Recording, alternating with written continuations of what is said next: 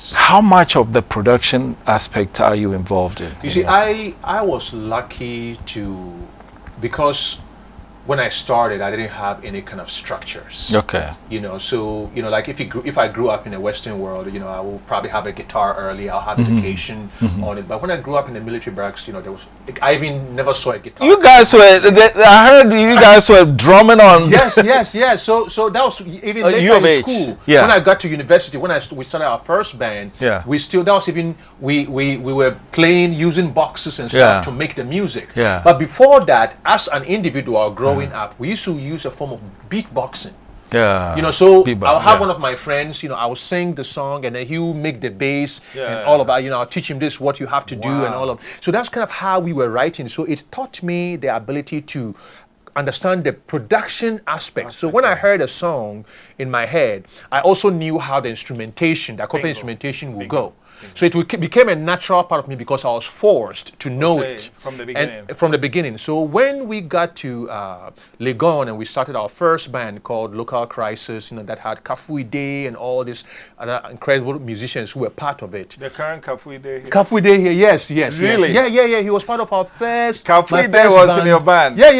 Oh, wait till I see we were together in a band. It was called Local Crisis. So wait till I see, guys. You guys heard Kafui Day was in a band, and he has conveniently hid it from us. He's one of the most amazing keyboardists. Really, he's an incredible keyboardist and a musician. Keyboardist and a musician, very open-minded. He writes music. You know, his whole family is like they're a family of like music geniuses. Wow. Yeah. You know, so when we, you know, so there was YOOFI BREW, Nat Brew's brother, Micheal ADEYOBO, a whole lot of other people, you know, who were all part of this first band. And then we started off, you know, started making demos on the barracks, in the campus. That was when I got into Legon.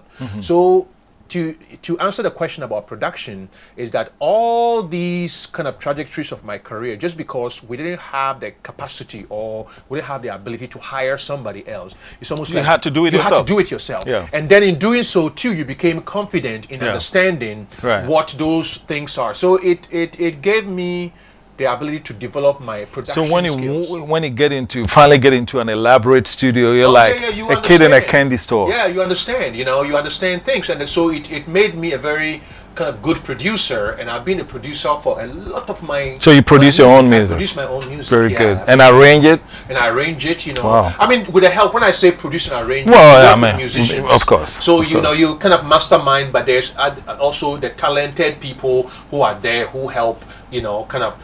Realize the dream and also refine the ideas that you bring, you know. So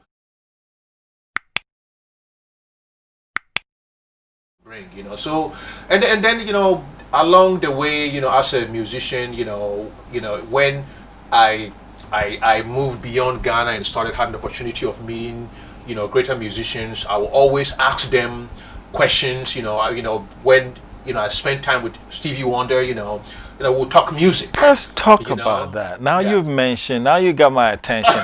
Everything you said before, up until this point, I wasn't listening. And now you've got my attention, Stevie Wonder. Yes. You've shared the stage with Stevie Wonder. I've shared the stage with Stevie Wonder a few Bono. times. Bono, we collaborated. And did a song together for Playing for Change. Did you meet him? I've met Bono several times. And even, he's one of the, I mean, when you talk about human being, wow, I'm jealous. And I've had the opportunity of spending a lot of quality time with Prince. Yes. Prince in Minneapolis. Prince, Minneapolis, yeah. Wow. Yeah, so when Prince came to live in, he came to LA, and at that time too, I had a very popular club there called Afro Funky, which I started because it was also something that I will go into later, is that, when I started spending time in America I recognized the challenges of, my kind of music, being able to kind of navigate through the already entrenched systems there. So I always created a platform for myself. So I started a club night that was dedicated to African music. Okay. But then it evolved it became like a huge thing. Yeah. So it also afforded me the opportunity to do my own shows without having to go through somebody. Yeah. So and then I'll sell out shows there. Yeah. And so it became such an incredible place. So when did you get into LA? What year? Oh, well, LA, I started going to America around 2000. 2000. Yeah. That's very recent. Yeah. Actually, It can be. It'll be like earlier than 97, 97. 96, 97. 96, 97. If my memory will. Okay. It's been such a long time that Right. I've been, yeah. Right. You know, but around that, because it was closer to when my first album came. Okay. I was in Legon, and then I went there, interned for a record label, and then came back, started my own label, because, you know, it was hard finding people to invest in my music. So I knew that I had to totally figure out all the pieces by myself, you know. Okay. So you know. So when you meet all these guys, what's it like? Because for me, as a club DJ, I'm yet to meet any of these guys, and I don't know what I'd do if I ran into Lionel Richie or Stevie Wonder. So when you meet them, what's it like? I mean, the human interaction. Well, you see, the thing is that it's one amazing thing when through your works too, you get opportunity of being introduced as a musician or a Grammy-nominated musician, or a certain when you grew up being a fan.